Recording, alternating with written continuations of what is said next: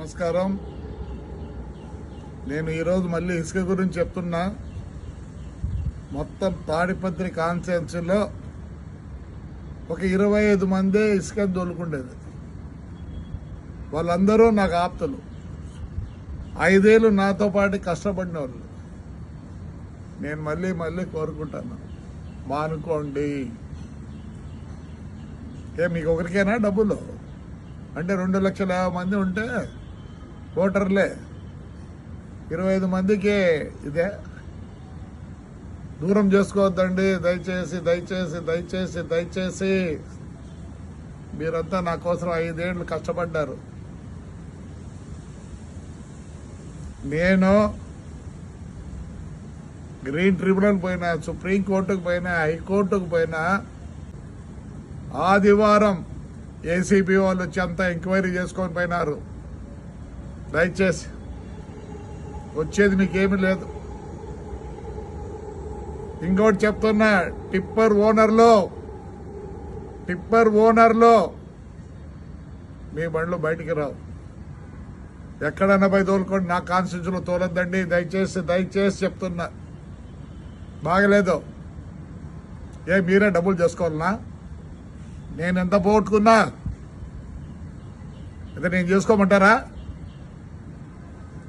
నేను వచ్చిన తర్వాత చెప్తున్నా, మీరెందుకు తోలుకోవాలా? మీరెందుకు కావాలా? సరే, మున్సిపాలిటీ ద్వారా తోలిస్తానండి. మున్సిపాలిటీ ద్వారా తోలిస్తా. దండిగా చేయొచ్చు పని. నేను ఒప్పుకోను. అంతా నాకు కావాల్సిన వాళ్ళే. ఇండ్లు కావాలంటే తోలుకోండి, ఇల్లు కట్టించుకున్నాను తోలుకోండి, ఎవరు వద్దనరు.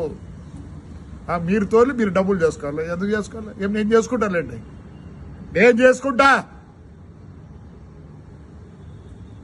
పాపం మీరేమో అంత ఇదైనారనే. నాకు తెలుసు ఎవరే దొరుకుతున్నారో. దూరం అవుతారు. దూరం కావద్దండి. దయచేసి కావద్దండి. మీరు 5 ఏళ్ళు నా కోరు కష్టపడ్డారు. మీరు ప్రాణాలు ఇచ్చినారు నాకు. నేనే వేరే విధంగా మీకు చేయగలను. మానుకోండి. టిప్పర్ ఓనర్లో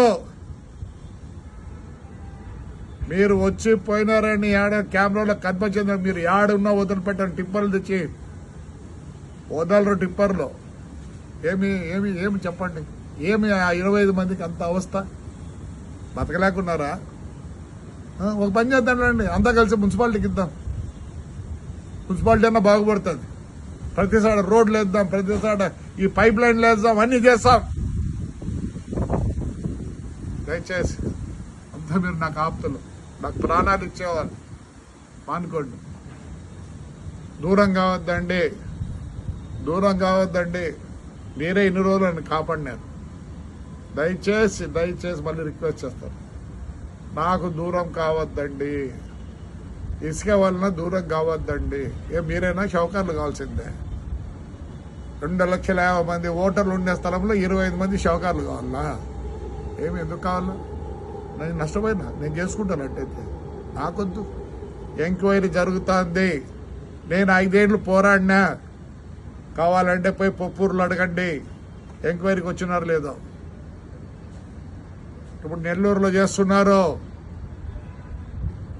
తాడిపత్రి కూడా ఎంక్వైరీకి, హైకోర్టుకు పోయినా, సుప్రీంకోర్టుకు పోయినా, అన్నీ పోయినా. నేనే అట్లా అమ్మిస్తే మీరు చేస్తే ఎట్లా? చేయొద్దండి. దూరం కావద్దండి.